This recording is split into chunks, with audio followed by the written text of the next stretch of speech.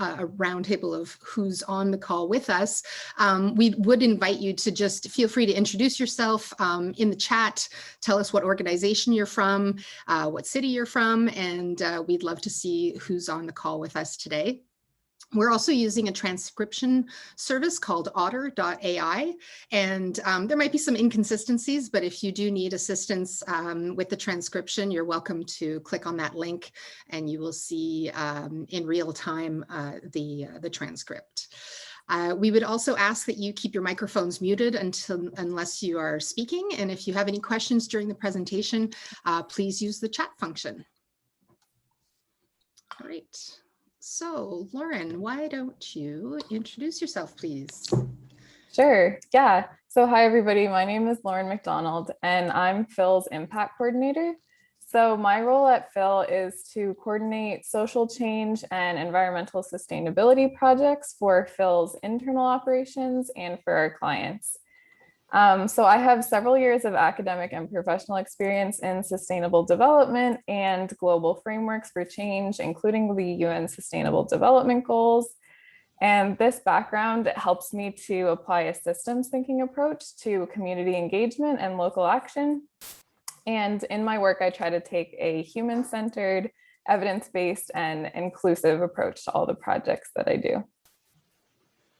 Thanks, Lauren. My name is Kim Fuller. I'm the founder and CEO of Phil. I started the business in 1999, so I've been running strong for 21 years now. We've been serving the not-for-profit and social sector for as many years, and it's really exciting to see how things have been transforming, how businesses are also starting to wake up and take responsibility with their actions. And so we've always lived kind of like in this social entrepreneur realm, but serving the social sector. And so we're really excited to share some experiences with you today and take your questions and hopefully learn a lot of cool stuff together today.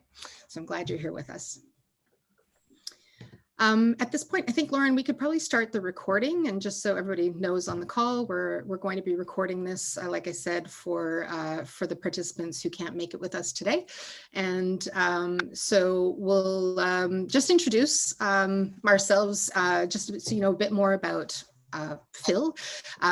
We're a certified B Corp, and for those of you who don't know what a B Corp is, it's a certification process that for-profit businesses can go through, and you have to answer 200 questions about how you operate as a business in terms of your environmental and social performance, how you care for your clients, your workers, et cetera, and how you govern your business. And so we were certified in 2017, and we recertified last year. And when I first heard about B Corps, I thought Phil was born a B Corp. It really resonated with me, our company values, and finding other like-minded businesses was really amazing. It was like finding our tribe. And the more I learned about what it took to become a B Corp, the more it opened my eyes to what it truly means to have impact. And if it's not carefully planned and measured, then it doesn't mean much and you don't get as much done. So I'm really excited to share our journey with you today and hopefully open your minds to a new way of looking how you do good and how you can do it even better. All right, so we just want to get a sense of who's on the call with us today. So Lauren, if you want to run that poll for us, we're going to do a little quiz here. No wrong answers, so please feel free to vote, and so we can get a sense of who's on the call.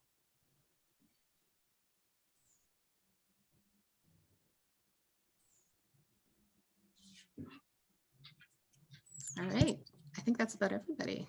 Yeah. Everybody's okay. voted? Thanks, everybody. It looks like we have lots of people from purpose-driven organizations, some charitable organizations, grant-making organizations. So that's great. Super. All right. So we'll close the poll and we'll get on to the agenda. Before we go over the agenda, though, wanted to explain why we were holding this webinar today. So our company has been on a really interesting path of looking inward to better manage and improve our outcomes for stakeholders and our collective impact on people and the planet over the past several months. We've developed a unique method to measure impact using Sustainable Development Goals framework, and we started testing it on ourselves and a few other organizations. And now we're ready to finally announce our SDG Impact Planning service to help our clients apply this new method. And so we hope you leave today with a few valuable resources to get you started on your own path to better impact. And we would be happy to schedule a meeting with you guys to discuss it. If you're more curious after this, if we piqued your curiosity, don't be shy to reach out. We're always happy to talk with people, answer their questions. And we're going to be going through what you see here on the screen. So an overview of the challenges of the impact planning through the SDG lens, how we've put together our method, and then we'll have some time at the end to answer your questions. And like I said, please feel free to put those in the chat as we go along. All right. So first, we want to set the stage for why Phil decided that now was the time to invest in change and why we wanted to invite others to do the same. Lauren? You're on mute. Sorry about that. It won't happen again, promise. So yeah, we wanted to start off today with kind of a call to action for the urgent need for action that we're facing today. So the stats that you see on the screen represent just a few of the world's biggest challenges that we have seen recently and that have actually gotten worse in the past 10 years. So climate change, biodiversity loss, inequality, these are all things that we are facing as a collective population of Earth right now to different extents. And so we find ourselves at a time in history where an aspirational and shared vision for how the entire population of Earth can live well and within planetary boundaries, so within the resources that we have available to us, this is really more important than ever before. So what does living well really mean? And what does it mean to stay within planetary boundaries? This is kind of a technical term that some people might have not heard before. So living well is really the social impact aspect. So it means that everybody's dignity and rights are respected, that basic needs are met, and that equal opportunities are available for everybody. And then living within planetary boundaries is the other side of it, the environmental impact aspect.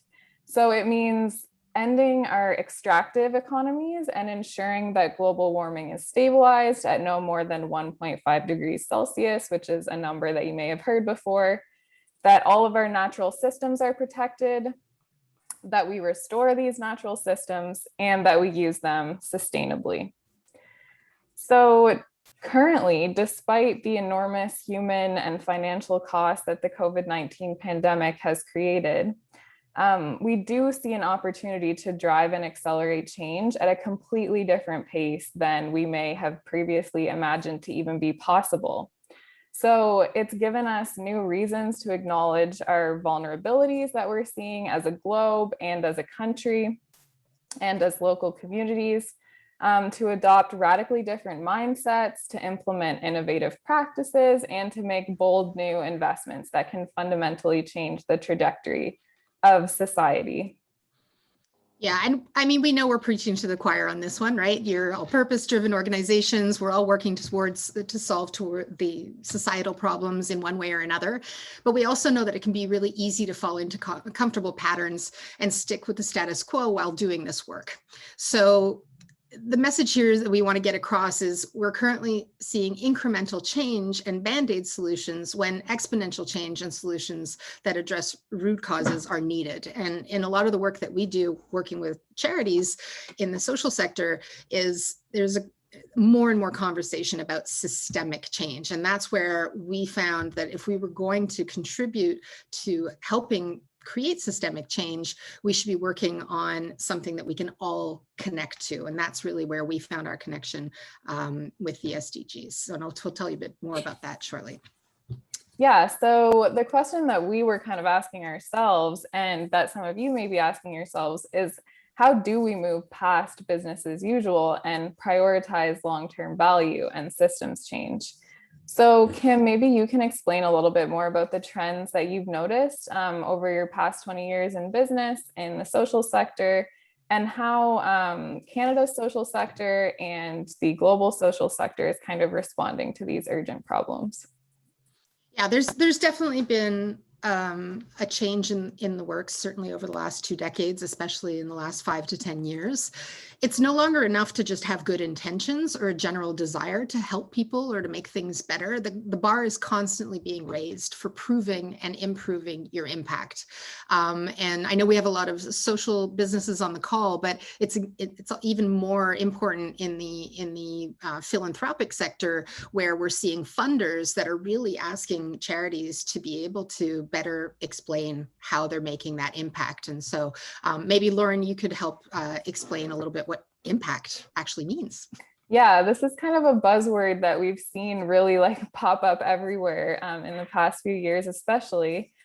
So just so that we're all on the same page about what does impact really mean. So at Phil, we define impact as lasting change and value creation. So it's the long-term effect of the outputs and outcomes that we as organizations and as individuals influence through our direct actions. So it really, the message that we want to get across is that we each have a responsibility to recognize that our own particular ways of being and working can have negative and positive impacts on others, whether that is intentional or not. So this is why we kind of have on the slide here that impact does not equal intent. So, and also like these consequences of our impact, they can have much more far-reaching consequences than we think. So this is why we want to think in terms of systems. So Kim, can you talk a little bit more about how the social sector is moving beyond intentions to impact? Yeah, I think, it's no longer enough to say, oh, we're a certified B Corp or we're a social enterprise or a nonprofit. Of course, we're doing good. There's, a lot of companies have been saying, oh, we're environmentally responsible or we're socially responsible. And they use it a lot in their marketing to kind of, warm up to their customers. So there's an increasing pressure. Hello, we've got somebody who's not on mute. How's that happening? All right. Yeah, I'll handle that. That's a little distracting. Sorry about that. There's increasing pressure from funders, investors, customers, and beneficiaries to do good better and provide evidence of the change that you're creating through direct activities. So in order to live up to your claims of doing good, we have to learn how we can ensure that we're maximizing our positive impact. And what I hadn't really noticed until doing a deeper dive into this is how we should be also looking at how to minimize our negative impacts. And so for a really long time, I was just focusing on the positive, as I tend to do. I'm an optimist. That's where my brain goes. It never occurred to me to think about that some of these actions could be having negative impacts as well. So we'll touch a bit on that as well today. On the funder side, we're starting to see a shift away from simply expecting grantees to meet financial reporting requirements towards an expectation for evidence of improved programs and deeper impact. So if you want your organization to continue to create effective outcomes, you can and you should be more intentional about doing this good and providing evidence that you can, that you're achieving what you set out to do for your beneficiaries, for your customers, for the larger community, and ultimately the planet. Yeah, so we do know that this is easier said than done from our own personal experience, to be more intentional about tracking your impact and improving your impact. So Kim, in your experience, can you tell us some of the roadblocks that you and your clients in the social sector have faced in creating more impactful organizations? Yeah, I'd say 3 roadblocks that I've noticed that people bring up quite often. So providing evidence of better impact it's complex, it's expensive, it's overwhelming. A roadblock we faced as a small B Corp was knowing where to start with trying to collect evidence of our impact.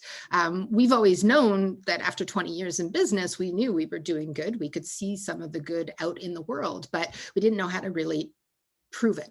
right? Especially that we're in a service business. And so that makes it even more difficult to quantify. And so we wanted to measure what matters, and documenting everything seemed really difficult. And we didn't know which information we should collect to show what we were achieving, how we were achieving our mission. So from working with clients across the sector, I've also seen that organizations often struggle to communicate the impact of their activities in funders' language, and the lack of resources to measure what matters. The other thing is that I think that it can be overwhelming for organizations to understand and communicate how our local actions often seem insignificant to move the dial forward to solving these huge global and national challenges when we think, oh, well, we're just a small little company, or we're just a small little nonprofit. So I think that those are really the biggest pain points, is that it's complicated. If you don't have a lot of resources, it's expensive, and it can feel like a drop in the bucket when you think of just your role that you play in this really big, giant planet of ours. Yeah, so we kind of wanted to get an idea if other people in the audience were experiencing some of these roadblocks. So I'm just going to launch a poll and get everybody to kind of vote on which roadblock is maybe your biggest barrier to kind of improving your impact so far. Or if you're already well on your way to your impact journey and you've kind of made your way past these roadblocks, maybe you can tell us that as well. So we're starting to see a few people saying that evidence and planning is one of them. It's expensive, it's complicated, a couple of people overwhelmed, a couple of people all of the above. Mm-hmm. Some none of the above, that's good. I'm wondering, is it none of the above because you haven't started on the journey yet, or because you're just kicking ass? I'd be curious to know that. If you want to put your answer in the chat, that'd be super helpful. All right, great. Okay. So thanks everybody for that. In that poll, the complexity definitely seems to be something that that people, tend to identify with, and that's exactly why we're doing this webinar, is to help you guys, have a better understanding. So we're going to get into that right now. And when I was just mentioning my personal level of optimism, but it's one of our core values at Phil. And we know that we can't ignore the problems that we're having around us. We know that there's an urgency of the moment that we're living in, but we also fundamentally hope for a better future. And so we wanted to start talking about actionable solutions for creating more resilient organizations and communities.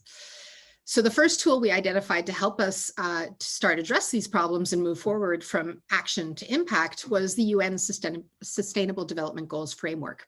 And first we wanted to get a sense of just where you guys are at with your level of familiarity of the SDGs. So I'm going to get Lauren to put up our next quick poll here to see where you guys are at in your SDG knowledge. Yeah, we have lots of polls today. We wanted to make it a little bit interactive. All right, got some champions, some people who are familiar, very familiar. I like the colors too, personally. Yep. And we're all here to learn more. And we still have lots to learn about the SDGs as well. So don't be shy if you've never heard of them before. Yeah. Great. So that gives us a sense. We got a lot of people who are champions and familiar with it. And we'll learn some more as we go today. Yeah, so I'll get a little bit more into exactly what the Sustainable Development Goals, or the SDGs, which is the shortened acronym, are all about. So as we mentioned at Phil, we really believe that true impact is achieved through collective action and systemic change. And we think that we have important roles as people and as organizations, but it's truly what we're able to achieve together that's like really exciting. So also systems thinking, to us, it means identifying, understanding, and tackling the root causes of problems instead of just the symptoms. So this is what the UN Sustainable Development Goals Framework really is. It's a framework for systems thinking that gives us metrics to outline the global systemic challenges that we kind of gave a few stats on in the first slide. So we want to outline these challenges so that we can benchmark and measure our collective progress towards solving those challenges. And the term sustainable development, it's also kind of a term that we hear a lot. A lot of times it's associated just with environmental sustainability, but it really does mean this balance between living well and within planetary boundaries that we talked about at the start. So just a bit of background, we're not going to get too deep into it, but just to give some context, the SDGs were created in consultation with millions of voices from around the world, and they were adopted by all 193 United Nations member states in 2015. And they provide a shared blueprint for a future of human flourishing that's environmentally restorative, socially just, and economically inclusive. So the framework is broken down into 17 time-bound sustainable development goals, which are these nice colorful blocks that you see on the slide. So they identify specific outcomes from everything related to poverty, hunger, inequality, climate change, decent employment, and peace and justice. And each goal has several targets and indicators to measure progress on those targets until the year 2030, which is the year that the UN has set for the goal to achieve all of these outcomes. So there are many different kinds of collective outcome frameworks that exist, and organizations often make up their own frameworks as well. So why did we choose to align with the SDGs, and why are we trying to tell you why you should align with the SDGs as well? So what we really like about this framework is that the goals are universal. So even though the framework was originally created for countries to report on their actions, the United Nations has actually emphasized the huge role that all sectors, including businesses, nonprofits, the philanthropic sector, have to play in achieving the agenda by the year 2030. And it's really a shared language for impact reporting that is made possible by aligning with the SDGs. And it gives all of these sectors that I just mentioned, funders, foundations, businesses, NGOs, academic institutions, it gives them all a collective path toward collaboration on a global scale. And also the goals aim to break down silos that prevent collective action by those working for good. So they're interconnected, which means that progress on one, for example, progress on reducing poverty, is always connected to the other goals. So it's always connected to gender equality or climate action. And similarly, setbacks on any of the goals are also related to setbacks in any of the other goals. And finally, this to-do list is aspirational. So it acknowledges the need to move past business as usual and seek transformative solutions. And then something else that we wanted to point out about this framework is that the SDGs are rooted in human rights and this principle of leave no one behind that you may have heard about before. So this is the central transformative promise of the SDGs. And what it means is that a major cause of people being left behind is persistent forms of discrimination, such as gender discrimination, racism, and ableism, which leave individuals, families, and whole communities marginalized and excluded. So this principle of leave no one behind that's essential for the SDG framework compels us to take a human-centered approach to developing solutions and focus on discrimination and inequalities, which are often intersecting and which undermine the agency of people as holders of rights.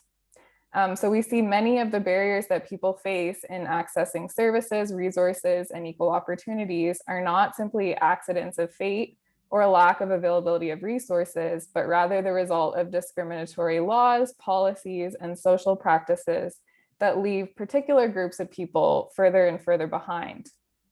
So what does it mean if no one is left behind? Well, it really means that people are able to exercise their agency and have access to a world of opportunities and aspirations. So Kim, we wanted to get a little bit more into Phil's SDG planning approach and the methodology that we've developed. So first, can you tell us a little bit about why you wanted Phil to align with the SDGs in the first place? Yeah, we decided about 3 years ago that we wanted to align ourselves with the SDGs framework in our mission to bring organizational and institutional change, right? So when I spoke about systemic change earlier, it was really how do we get to the root of things? But we realized there was no single uniform methodology for measuring and reporting progress and impacts on the SDGs at an organizational level, because as Lauren mentioned earlier, it was really designed for countries, right? And so when we first started dabbling in this, I just thought, oh my God, how do you even translate this to running a business? I don't even know where to start. And luckily that's where Lauren came in. And so Lauren, why don't you just explain a little bit how you helped us kind of translate those big giant chunks into bite-sized pieces? Yeah, so when I joined Phil, it was clear that the business was already moving in the right direction for maximizing impact on the SDGs. But there was no way to know for sure without a defined process for tracking impact.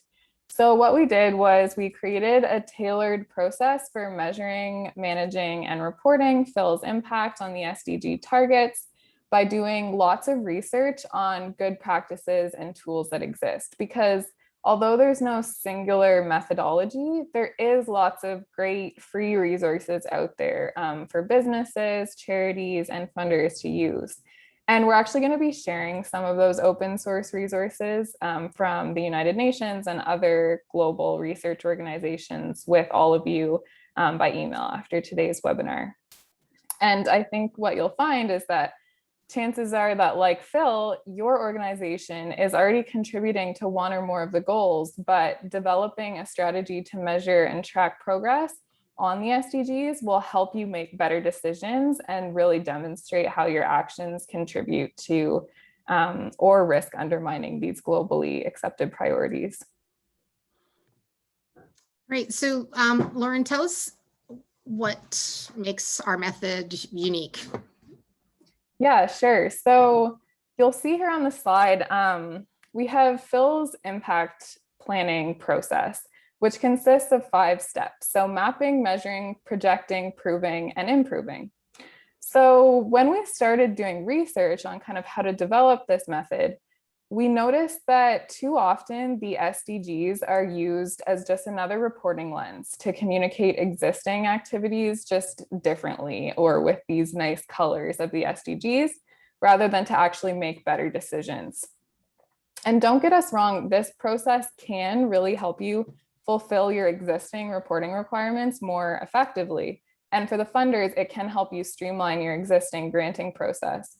But the impact planning process goes beyond just meeting minimum mandatory reporting requirements or ensuring legal compliance. That's already the default. And it really, what it does is it helps to make more impactful organizations by being forward thinking instead of backward thinking.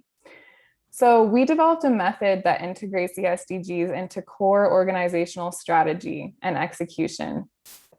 And we do this by creating unique impact strategies that are tailored to each specific organization's mission that helps to plan, measure, communicate, and grow impact in a balanced and compelling way.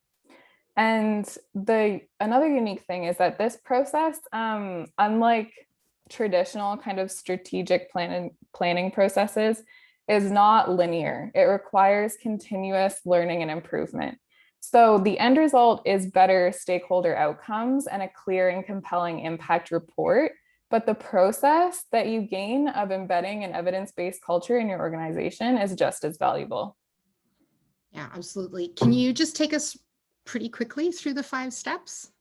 Yeah, so we have the first step, which is making sure you're clear on the big picture and mapping how you plan to achieve your mission and contribute to the SDGs.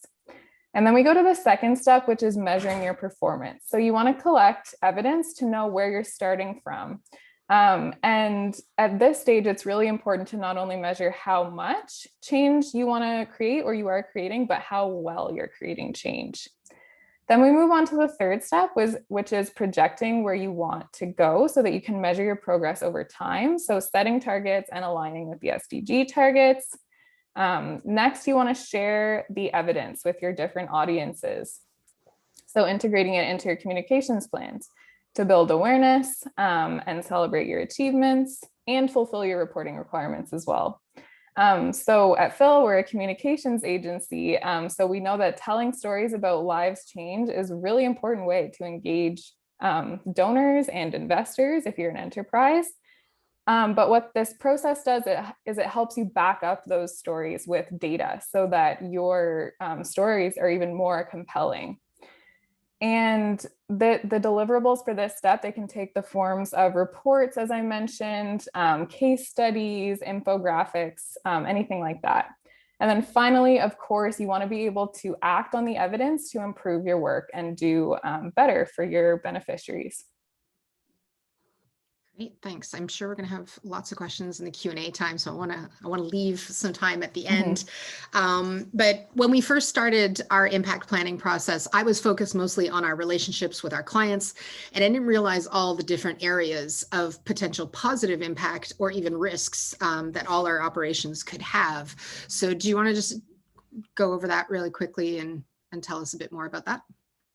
Yeah, so what we also found is that many organizations that choose to align with the SDGs, they'll only focus on their programs or services. So they'll choose like one SDG that's really connected to that. But we think it's important to take a holistic approach. So we've divided our method into 4 stakeholder groups. So people, community, governance, and environment. We have some examples of what those stakeholder groups entail on this slide here. So it's really important. Your clients and your beneficiaries are a really important stakeholder group, but you really want to involve all stakeholders in the impact planning process, including environment and community as well. Mm-hmm. And you and your clients or your beneficiaries are really the experts in what actions you're taking to do good in the community. And we help map those efforts and tie them to the SDG targets so that you can measure your progress and how you're creating change. So for the other areas, like environment, people, and governance, it may not be as obvious what you can do to create positive outcomes that align with the SDGs. But we did some research on standard performance measures that all organizations can reasonably take in these areas to contribute to the SDGs. And I know for our business, it was a total eye-opener. So we'll get to identifying and prioritizing the metrics that matter. Yeah, so another thing, a roadblock that we talked about was lack of resources. So we know that not everything can or should be measured, but better impact planning, it shouldn't be an added burden. It should help your organization operate more efficiently and effectively. So it's not about collecting as much information as you can on every single one of the 169 SDG targets. It's about identifying and prioritizing solutions that ensure deep and scalable impact. So what our method does is it really assesses the full life cycle of an organization's value chain, which is what you see on the slide here, our value chain. And it clearly sees which area of your operations are already creating the most value and which metrics are the most significant and where you could meaningfully improve your impact with minimal effort. So now we're going to take a look at the impact planning process in action and by giving you a snapshot of what it looks like for us at Phil. Through our direct actions, as well as through the projects that we realize with our clients and partners, we're committed to advancing these 10 goals that 10 goals that you see here on the slide. They're super ambitious, but we haven't given them equal weight. There are areas that we can work on short-term and longer-term to achieve certain results. And through the method that we've developed, we were able to boil these larger goals down into concrete objectives and actions that embed sustainable development in our core business strategy and in our practice and our decision making for the next 5 years. And we're choosing to share some of those commitments in our impact strategy publicly, which will be out hopefully at the end of this month, because we believe that the impact disclosure is an important part of trust and relationship building with our stakeholders. And at the end of 2021, we'll be sharing how we did on our short-term commitments with our impact report. So we're really excited about that and look forward to sharing it with you.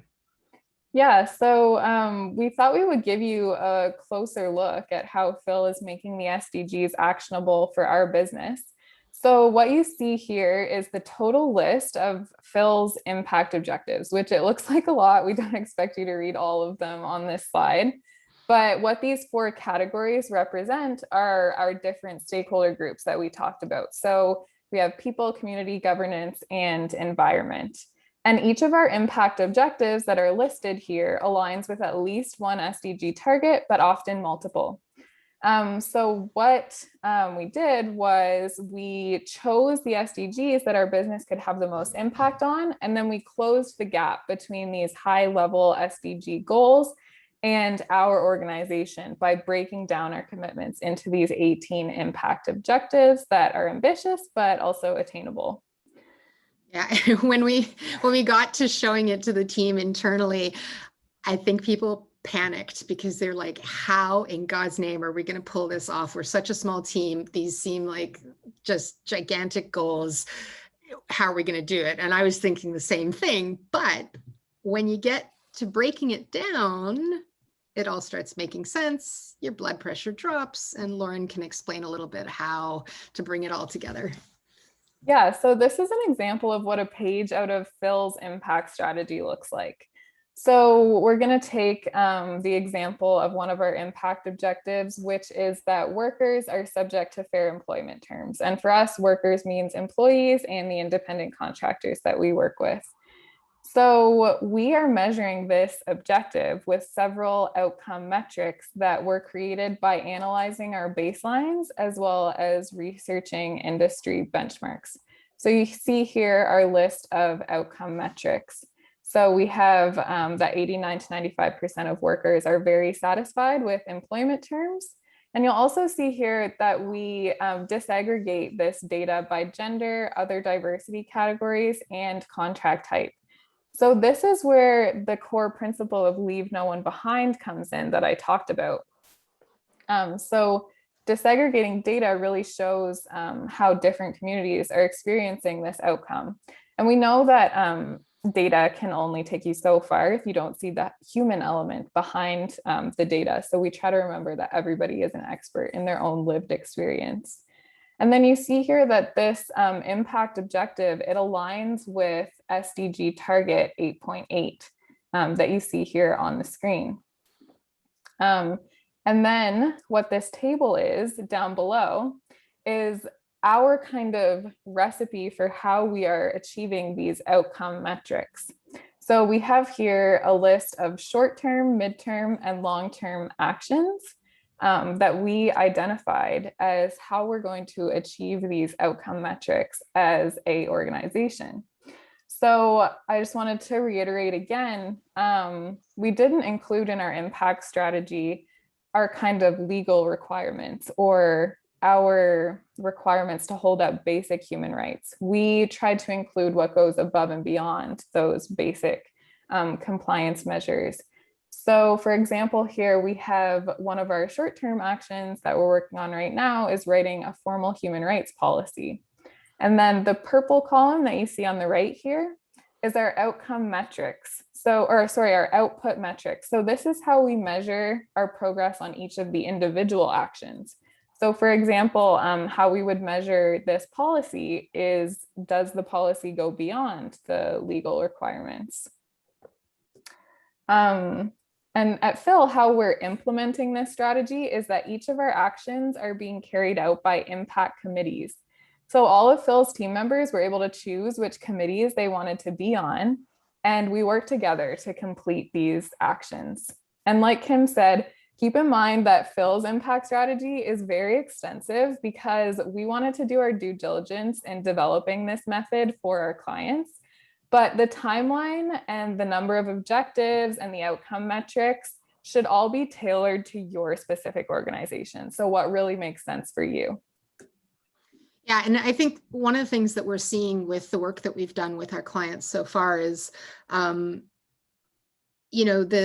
the opportunity, because Lauren, you mentioned that we have committees that are working on these things, and I already feel bad that we're a really busy company and we have, a small team, we work like crazy. I was like, how am I going to ask my staff to do even more and carve time out of their busy schedules to make time for these committee meetings and to do additional research and so on and so forth. And I was really happy and proud to see that the team all stepped up. And what's great about these committees is that they're all they're mixed up. So, we have creative teams, we have production teams, we have sales teams, and we have all these, little nuggets of groups in our team, but now people are working across the teams that they would, so they're not necessarily working with people that they would normally work with on a day-to-day basis, which is just even strengthening our team further. So that was one of those happy surprises that came out of doing this work. So we're going to switch to talking a little bit more about, actually, like, what does this do? And that's just one happy outcome that I mentioned about the teamwork aspect of it. But what we've already seen, with this work, we've had all of our teams, all of our committees have had a few meetings already. They're engaged. They're making time for this work in addition to their regular responsibilities. They're beginning to articulate our impact in a more concrete way, and they even have a greater sense of pride in their work. And so, clearly Lauren and I are totally geeking out on this work, but it's really permeating the rest of the team, and people are excited to kind of have a break from the day-to-day regular work that we do and just kind of focus in on ourselves and strengthen from within. So that's been really a great result.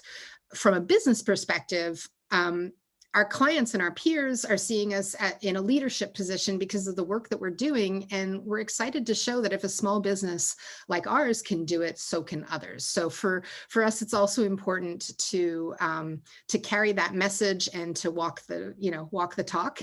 And from our clients who have already begun this SDG work, they're equally excited to be learning more about the goals and seeing how they can better articulate the impact of their work using a new vocabulary and communicating it with clarity. And so, as I mentioned at the top of the call, we work primarily with charities, foundations, and not-for-profits, and so they're, always looking to speak to funders, but this equally can be applicable to a small business looking to, grow, to maybe foster new business relationships or seek, investors.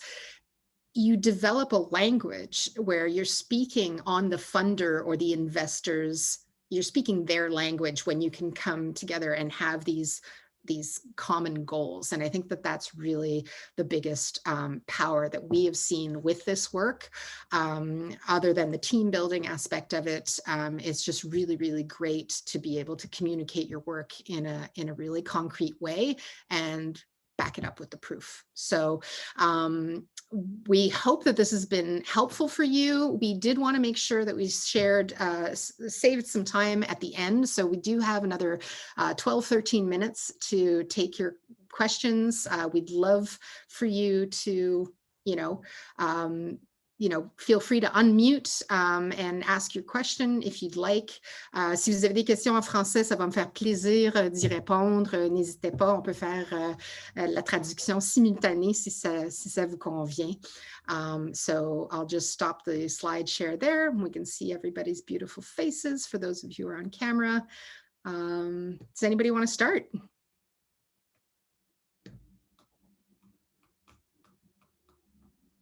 We had a question in the chat a little bit earlier about how big Phil's team is. Mm-hmm. So we are 12 internal team members. So right now, currently, we're working on 6 impact committees. So each team member is part of 2 impact committees. So that means that we have 4 team members working on each impact committee. So that's how we've kind of structured it right now. And we are a very small organization. So that was something that we kind of wanted to get across today is if we as a small organization can kind of go through this process, then we want to help other small organizations and medium-sized organizations know how they can start their journey as well. I think one of the things that helped me not have a heart attack over trying to tackle something this big was Lauren, when you broke it down into like those different timelines. And so for those of you who are interested in getting our full strategic or our impact strategy, we will make it available for download on our website by the end of the month. I've committed to that publicly now, so I will do it. But you'll see the timelines. And so in the introduction of our impact strategy, we've said that short term for us is like between now and the fall, right? So this work started a little bit earlier this spring. We're going to the fall. So that's like a 6-month chunk. And then our next midterm goals are like for next summer, right? And so our fiscal year ends on September 30th. So we're trying to also kind of line things up for also when our busy season is, you know, we have some really intense production periods throughout the year with our clients. So we wanted to be cognizant of when these deadlines were so that we weren't overtaxing our team or our leadership team to get these things checked off the list and followed up on. So we have a next checkpoint for like next summer. And then we said those longer term ones, holy cow, those are going to really be tough, you know? So that's where we said, let's give ourselves 5 years. And oh, we're in a pandemic. So, you know, we got to kind of keep things afloat. And so, you know, like we really just wanted to make it manageable. So I invite you all that if you're seriously thinking about doing this work, rule number 1 is cut yourself some slack, make sure that you make it manageable, because if you don't, you won't have the buy-in from your team. You'll have a panicked leadership team and nothing will get done and it'll be a flop. So that's a little bit of advice for having gone through it. Yeah, we have another question in the chat from Helen about how long did this assessment take us? So that's a great question. So the initial assessment for knowing where we were with our contributions to the SDGs so that we could know where we wanted to go, that initial assessment, Kim, would you say took about 3 months or so? Yeah, I mean, the big work was done during one staff retreat, right? So we did the staff retreat a couple of years ago, got a bunch of sticky notes out, drew out things on a whiteboard and started moving our priorities around about what made sense from a business opportunity and also from a doability, you know, and that kind of matrix that we designed really helped us move things, because just like anybody else, I want to see a healthier planet. I want to see happier humans, right? But I'm also running a business. So it had to make business sense. We couldn't just, you know, transform the way we did business. It had to fit with what we were already doing. So that exercise we did in one day with our team. We did a big brain dump. And then we started working on it and pushing it a little deeper. It took a few more months to get that. But I would say the impact strategy from when we really dove into it and Lauren started working on it with us took 6 months. And so the big work takes 6 months to do, which is often a turnoff when people come to us and say, oh, we're interested about your SDG service, you know, how much does it cost and how long does it take? And when we say it's a 6-month thing, people tend to be surprised. But in any strategic planning exercise that you would do for your business, it could never be done properly in less than 3 to 6 months anyways. So that's kind of how I explain it to people if they're interested in doing it. And once you've done it, the clarity that you get from it is really extraordinary, and it's well worth the investment. Yeah, and I will say also that it did take us at Phil a little bit longer because we did all of this research at the start on what kind of resources were already out there. We didn't want to reinvent the wheel. We wanted to know what was already out there for good practices and best practices for implementing the SDGs at an organizational level. So one of the tools that we used for that initial assessment after we did the team retreat was the SDG Impact Manager by B-Lab. So we will be sharing that link with you as well. But that's a really useful free tool that anybody can sign up for to kind of get started on your journey and see where your organization is currently at right now with how you can contribute to the SDGs. Yeah, great. Thanks, Cole. You've happy to help anyone looking for assistance in the recertification process. So that's for our B Corp friends who are on the call. Great resource there. So thanks for that. Any other questions? Anybody want to come live with an actual question or comment, concern? Anything? Y'all are very shy today. What's going on? Maybe insight about if you've started your impact planning journey. Yeah. Chloe, I know you're dying to say something. I can tell. No, I was about to say that everything seems very clear to me, but maybe, yeah, I can ask one question. So I was wondering, is it launched? When's your service going to be launched? It's already launched. We've been piloting it for the last year, 6 to 8 months. And so we're already working with a couple of clients on their impact strategies, as well as now living our own. We're rolling it out slowly to a community of people that we already know who get this work, right? Because that's the first step, is really understanding the importance of the work and not just having it be tacked on, but really building it into the organization. So you really have to want to do this work on a deep level for it to be successful.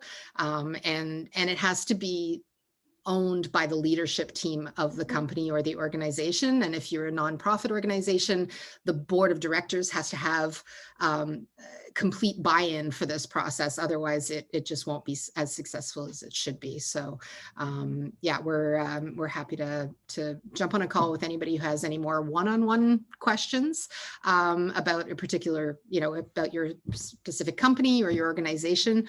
Feel free to reach out to myself or Lauren. We're really always happy to chat about this. Like I said, we totally geek out on this stuff. So, and we're also interested, if you take the time to look at our impact strategy and you have questions about it, or even, challenge us on it, because this is part of our learning process, right? And it's very intimidating, I must say, as to be a business owner and just put everything out there so transparently, because that's when people can kind of pick apart all the hard work that you've done. But we're actually inviting that into this process because we know we don't have all the answers. We know this is, for the most part, uncharted territory for a lot of businesses and organizations. And so we're hoping to host more of these information sessions throughout the year. We know how hard it is with everybody's Zoom fatigue and being online all the time. So we really appreciate the time that you've given us today and the questions that you asked us. I would say that, all that, just to wrap up, I know we just have a couple of minutes left. All your organization needs to get started on your impact planning and reporting journey is just a purpose that goes beyond just maximization of profit, right? If you have that, the final message that we want to leave with you is just to start somewhere, right? Like Lauren said, we're going to be sending you some links following up with these slides from today's presentation, and step up to the moment and make sure that you have a clear pathway that everyone can follow in your organization, and then just get at it and explore and find really great ways of being able to express all the good that you're doing. And if we can help you along with that, we'd be happy to. And just want to say a big thanks for everybody today for being with us. And we'll keep you posted on our next sessions.